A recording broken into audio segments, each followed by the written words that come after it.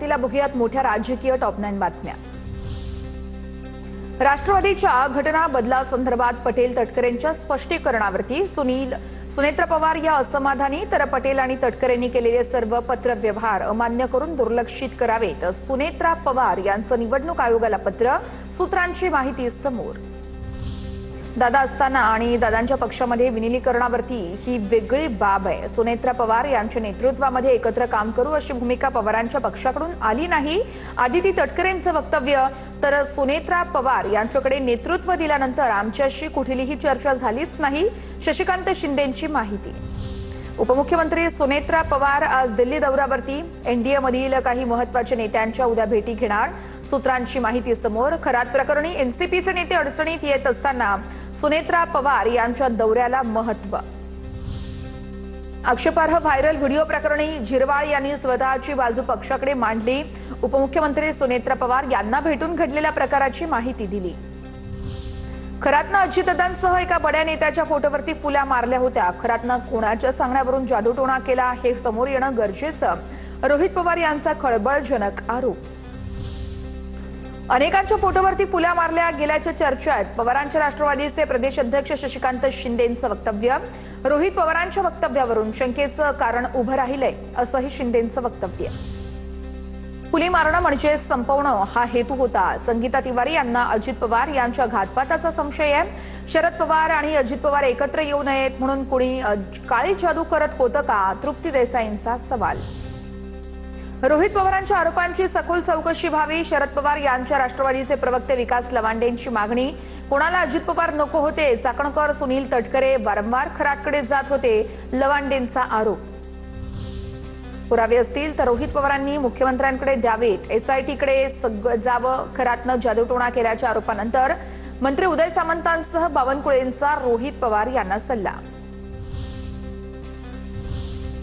खरातच्या कारनाम्यासंदर्भातल्या top 9 बातम्या बघूयात। भोंदू खरात प्रकरण अत्यंत घृणास्पद आहे। महिला अधिकाऱ्याच्या नेतृत्वाखाली प्रकरणाचा तपास सुरू आहे।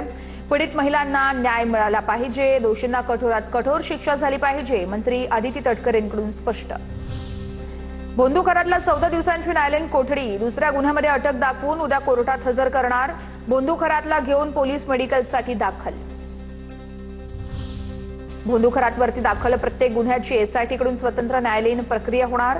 भोंदूवरती आतापर्यंत नाशिकमध्ये 10 तर शिर्डीमध्ये 1 गुन्हा दाखल। पहिल्या यावेळेस गुन्ह्यामध्ये भोंदू खरातचा पोलीस कोठडीमध्ये 14 दिवसांचा मुक्काम। प्रत्येक गुन्ह्याची वेळ आणि पीडिता वेगवेगळी असल्यानं प्रत्येक गुन्ह्यामध्ये वेगवेगळी पोलीस कोठडी घेऊन तपास केला जाणार। भोंदू खरातच्या मुलीच्या नावावरती पुण्यामध्ये मॉडेल कॉलनीमध्ये आलिशान इमारतीत 3 BHK आलिशान फ्लॅट। खरातनं बिल्डरला 1,20,00,000 रुपये रोख दिल्याची माहिती, कारण सेल डीडीमध्ये चेकनं व्यवहार केल्याचा कुठलाही उल्लेखच नाहीये। खरातचा पुण्यातील सीए, पुजारी आणि सराफ व्यावसायिकांची चौकशी। खरातच्या 6 तास चौकशीमध्ये धक्कादायक बाब समोर आली आहे। पुण्यातील एका बँकेतून घेतलेल्या कर्ज प्रकरणामध्ये मॅनेजरला 1 कोटीची लाच देण्यात आली होती।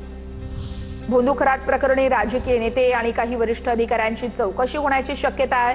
खरातच्या मुलीच्या लग्नामध्ये आलेल्या VIP लोकांचा शोध घेणार। लग्न सोहळ्याला नाशिक, अहिल्यानगर, मुंबई, दिल्लीसह परदेशी पाहुण्यांनी लग्नाला हजेर लावल्याचं एसआयटीकडे संपूर्ण तपासात माहिती आहे।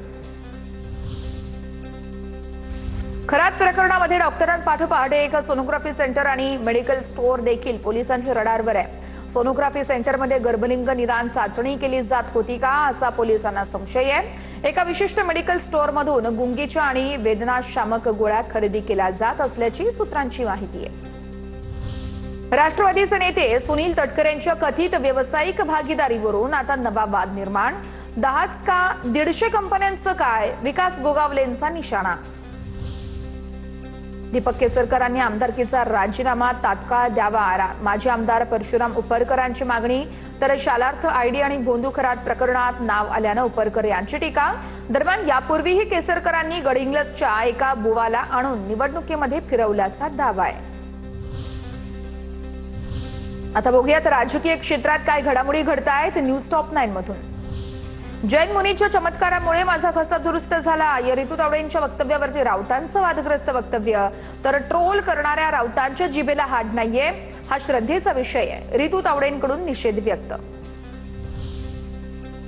ताराराणी यांचा वंश आणि कुळ बदलण्याचा प्रयत्न, जैन मुनी नयन पद्मसागर यांच्या वक्तव्यावरून संजय राऊतांचा हल्लाबोल. तर मंगल प्रभात लोढा यांना ताराराणी माहिती आहे का, असाही सवाल.